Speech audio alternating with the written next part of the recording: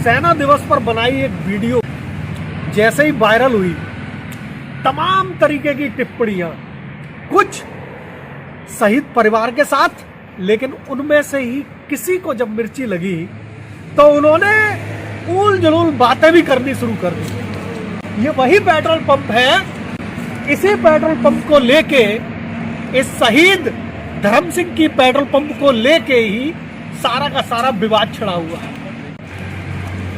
आज सुबह खबर मिली कि शहीद धर्म सिंह की मां पेट्रोल पंप पर अधिकारियों के आने का या नेताओं के आने का इंतजार कर कि उनकी कोई सुध ले ले। उत्तर प्रदेश में विधानसभा का चुनाव का माहौल और हर नेता वोट मांगने के लिए घर घर और दर दर भटकता हुआ तमाम वादे और तमाम तरीके की बातें, प्रलोभन, हम ये कर देंगे, हम ये करेंगे, और यहां आपको मैं बिल्कुल लाइव आप देखिए ये स्थिति। एक शहीद की मां यहां पर सड़क पर अपनी बंद पेट्रोल पंप के सामने अपनी अर्थव्यवस्था को बचाने के लिए, अपने परिवार के लिए, इस परिवार का भरण पोषण कैसे चलेगा, एकमात्र सहारा थी ये पेट्रोल पंप। उसके लिए यहां इतनी ठंड में जब आप रजाई में बैठे हैं अपने घर पर, उस समय वो सड़क पर अपने बेटे की फोटो के साथ एक आस लगाए कि शायद कोई आके मेरी बात सुन ले। माता जी कितनी देर से बैठी है और बाहर में मैं कोई सुनामुनी ना कर रहा, और मैं तो जिए रोजी रोटी है खाएगी, और जब कोई छीन रहे लोग, और क्या कहते हैं, अब मैं क्या करूँ, मैं तो नाती वो खतरा है, ये नाती है वो पे, और मैं कहाँ से पेट पालन करूँ, और क्या कहते जो सरकार है कोई पूछ ना कर दो और ना कोई आवे, और जो सरकार है मैं तो क्या कहते सवाल छोड़ा जिनमें बेटा है, जिनमें पंप बचा झू सही में बेटा तो जी है, और मैं नहीं रहती हूँ और नहीं मरूंगी, नहीं मरूंगी। क्या सरकार ने मेरा सब छुड़ा लो, वो पे सब छुड़ाने की कोशिश कर रहे हैं। किसी अधिकारी ने आपसे अभी तक बात करने की कोशिश की है? ना करी, कोई अधिकारी ना सुनी, भाई काउंट ना सुनी अभी तक।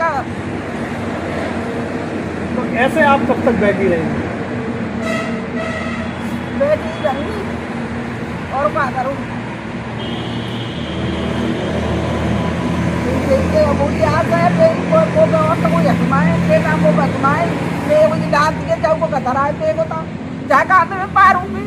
और विधवा बउआ खाते पारूंगी।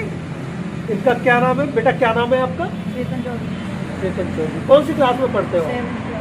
7th। कोई सरकार ना सुन रही, कोई सरकार ना सुन रही है। कोई जी भाई साहब, बड़े शर्म का विषय है।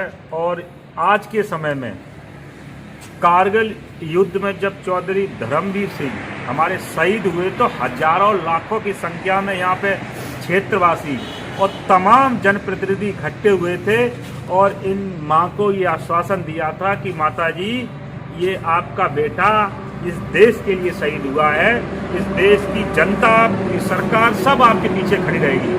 सरकार ने एक रोजी रोटी के नाम पे ये पेट्रोल पंप दिया, इनसे इनका परिवार पल रहा था, लेकिन जो सत्ता के माफिया हैं उनकी नज़र इस पेट्रोल पंप पे पड़ी।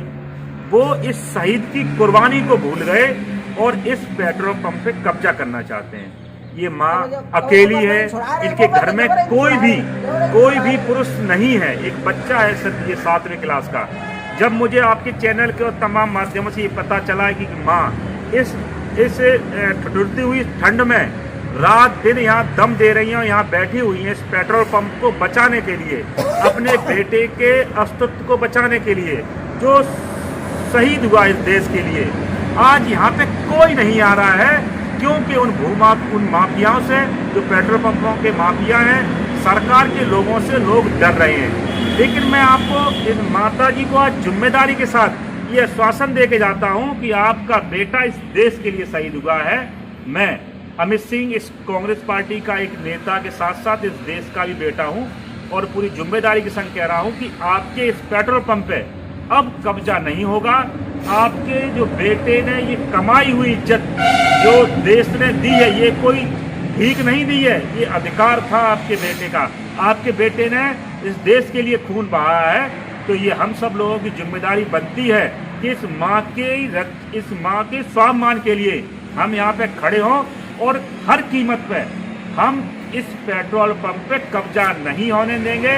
इस माँ को वापस कराएंगे और रही इस बेटे की सुरक्षा की, तो इसके लिए भी लड़ाई लड़ेंगे शासन प्रशासन से हर कीमत पे। अमित जी, ये केवल बातें रह जाएंगी या जमीनी स्तर पर आप इनकी मदद करेंगे? ये पूरी जिम्मेदारी के साथ मैं कह रहा हूं कि आज मैं इस माँ को, जब मुझे जानकारी हुई कि कई दिनों से ये लगातार यहाँ पे बैठी हैं, तो आज जब इनके अपने साथियों के साथ मैं यहाँ पहुँचा हूँ और इन माता जी को सिर्फ आश्वासन आज मैं दे रहा हूँ कि ये आपका बेटा अगर देश के लिए शहीद हुआ है तो ये दूसरा बेटा आपके लिए यहाँ पे, जब तक आप यहाँ बैठिए, आपके साथ कंधे से कंधा मिला के यहाँ बैठेंगे और इसका समाधान कराएंगे और इन माफियाओं की जो मंसूबे हैं वो किसी भी कीमत पर कामयाब नहीं होने देंगे।